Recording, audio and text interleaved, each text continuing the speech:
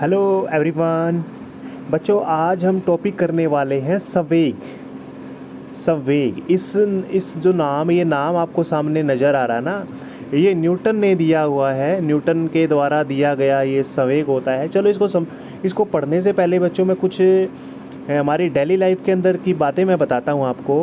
बच्चों देखो, जब भी आप कोई टेबल टेनिस खेलते हो या फिर आप चिड़ी बल्ला खेलते हो यानी लॉन टेनिस खेलते हो, तो उसमें कोई भी चिड़ी होती है आपकी, या टेबल टेनिस में छोटी बॉल होती है, अगर वो आपको शरीर को हिट कर जाती है, मतलब शरीर के लग जाती है, क्या आपको चोट लगती है?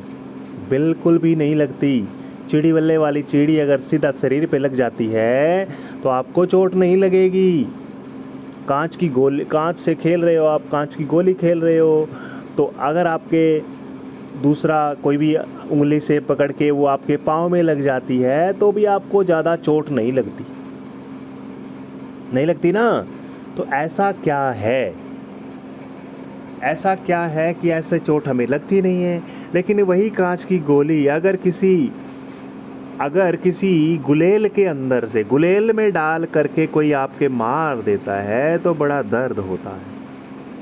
ठीक है, या आँख में लग जाए तो आँख भी फूट सकती है ना। या पाँव में लग जाए तो पाँव भी, मान लो कह सकते हैं, पाँव के भी बड़ा दर्द होता है फिर हमें। तो यानी ऐसा क्या है, गुलेल से मार दिया तो आपको दर्द हो गया बहुत ज़्यादा, जख्म भी हो सकता है कहीं पर। तो यानी उसको परिभाषित करने के लिए बच्चों संवेग है।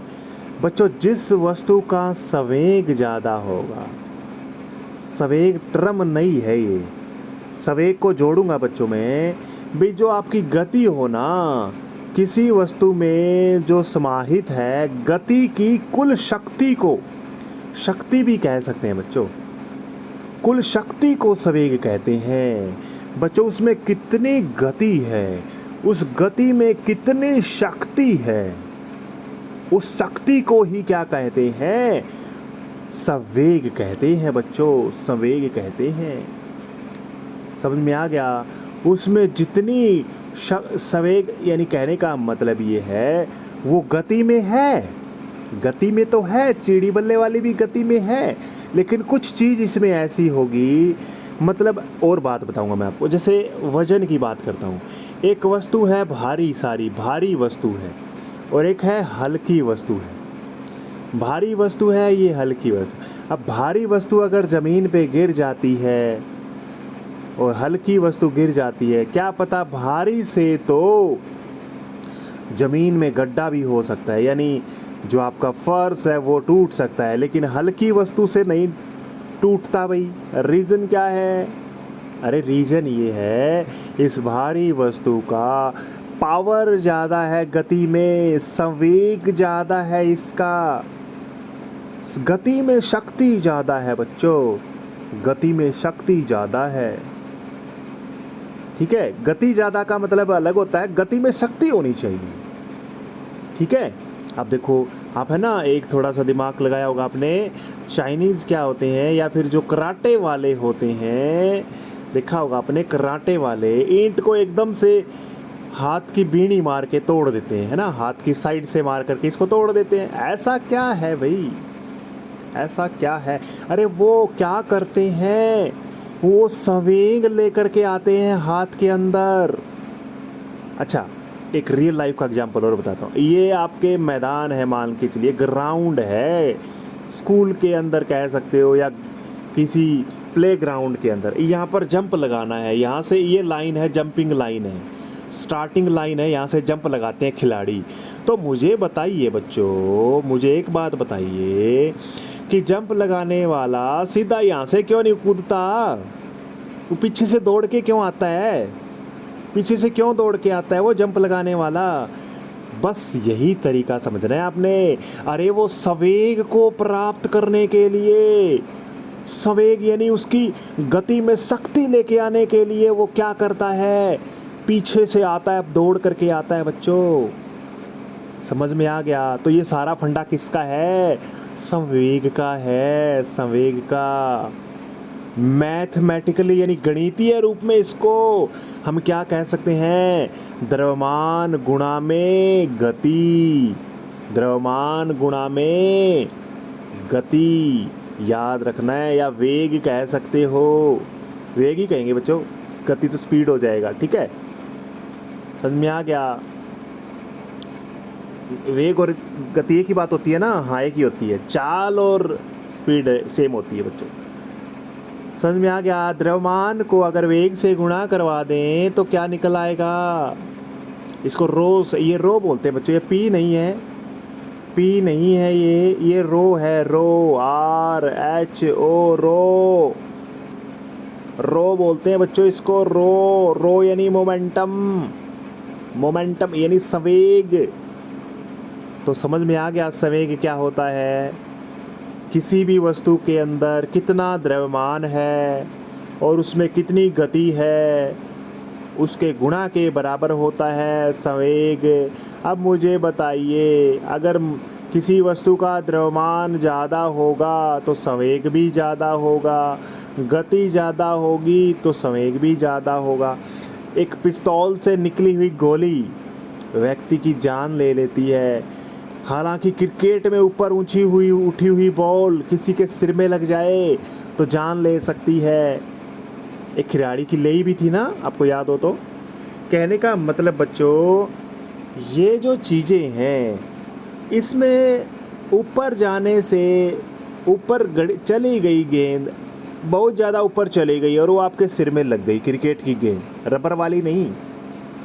हाँ, एक बात और सोचो, रबर की बॉल से आपको चोट नहीं लगती, लेकिन अगर लोहे की कोई भी चीज़ है या फिर कोई दूसरी कोई चीज़ बना रखी है, लेदर की बॉल है, आपको चोट लग जाती है। रीज़न यही है, गति चाहे सेम हो दोनों की, वेग चाहे सेम हो, लेकिन बच्चों द्रव्यमान तो भारी हो गया ना इसका, रबर वाली का। ठीक है, लचीली भी हो गई वो, है ना? तो यही बात आपको याद रखनी है। उदाहरण देखो बच्चों, ये उदाहरण है ना, लिखना एक दो ही होता है, समझाने के लिए लिखें, इसको रटने की ज़रूरत नहीं है। देखिए, किसी भी पत्थर, कंकड़ या किसी भी अन्य वस्तु को फेंक कर मारने से व्यक्ति घायल हो जाता है, क्योंकि वस्तु का संवेग ज़्यादा होता है बच्चों। अगर कोई आपको पत्थर फेंक देता है, बिल्कुल फेंक के मार देता है, कंकड़ फेंक के मार देता है, आपको फेंक के मार रहा है बच्चों वो, तो आपको क्या होता है? आप घायल हो सकते हो बच्चों। क्यों? रीज़न क्या है? क्योंकि उस वस्तु का संवेग ज़्यादा है बच्चों।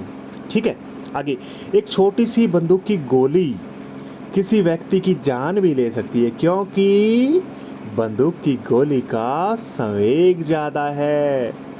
चाहे वजन कम हो बंदूक की गोली का, छोटी सी गोली है, लेकिन बच्चों दो चीज़ पे निर्भर करता है, मैंने बताया था, द्रव्यमान पे और उसकी गति पे। अरे गति ज़्यादा हो गई ना, चाहे गति ज़्यादा हो चाहे द्रव्यमान ज़्यादा हो, अगर इन दोनों में से एक हो गया तो उसकी गति में शक्ति ज़्यादा हो जाएगी, और शक्ति में ज़्यादा हो जाएगी तो उसका संवेग ज़्यादा होगा, है ना? चलती हुई गाड़ी से टकराने से एक व्यक्ति को ज़्यादा चोट लगती है, क्योंकि वह उस गाड़ी का संवेग भी ज़्यादा होता है। संवेग यानी उसका द्रव्यमान भी ज़्यादा होता है और उसकी गति भी ज़्यादा हो। खड़ी कार है, खड़ी कार से कोई चोट नहीं लगती, अगर आप इसको टकरा जाओगे तो चोट नहीं लगेगी आपको। गाड़ी में टक्कर भी मार दोगे आप धीरे से, कोई चोट नहीं लगेगी, क्योंकि संवेग कम है आपका, आपने थोड़ा सा। अच्छा, ये बहुत सारी चीज़ें हैं डेली लाइफ में हम यूज़ करते हैं बच्चों इसको। ठीक है, इसी को हम संवेग बोलते हैं। ठीक है, अब एक एग्जाम्पल और देता हूँ। एक मोटा सारा व्यक्ति है, एक पतला सा व्यक्ति है, दोनों बराबर बराबर गति से चल के आ रहे हैं। बताओ आप किसको आसानी से रोक सकते हो? आप चलो कोई बात नहीं, आसानी से किसको रोक सकते हैं? कोई बड़ा व्यक्ति है, इनको रोकना चाहता है, बराबर बराबर गति है इनकी, 10 मीटर पर सेकंड स्क्वायर है, सॉरी 10 मीटर पर सेकंड, इसकी 10 मीटर पर सेकंड मान के चलते हैं। बताइए कौन आसानी से रुक सकता है? मोटा व्यक्ति नहीं रुक सकेगा। अरे क्योंकि उसका द्रव्यमान ज़्यादा है। अच्छा एक बात और देखी होगी आपने, जब रेस लगाते हैं ना बच्चों, हम रेस लगाते हैं ना, तो है ना पतला व्यक्ति तो जल्दी रुक जाता है फिनिशिंग लाइन के, जब रेस ख़त्म हो जाती है ना, पतला व्यक्ति तो तभी रुक जाता है रेस मार करके। मतलब रुकने का मतलब है बिल्कुल तेज़ दौड़ के आया और लाइन भी ख़त्म हो गई, रेस भी ख़त्म हो गई, फिर भी थोड़ा थोड़ा दौड़ता रहता है वो। मोटा व्यक्ति ज़्यादा दूर तक दौड़ेगा बच्चों ख़त्म होने के बाद में भी, क्योंकि उसका संवेग ज़्यादा है, संवेग ज़्यादा है, उसकी शक्ति ज़्यादा है, वो अपने आप में एकदम से रुक नहीं सकता। लेकिन पतला व्यक्ति तो थोड़ी सी दूर में ही रुक जाएगा दोबारा, मतलब ख़त्म। ये नहीं है कि चलना दोनों को पड़ेगा।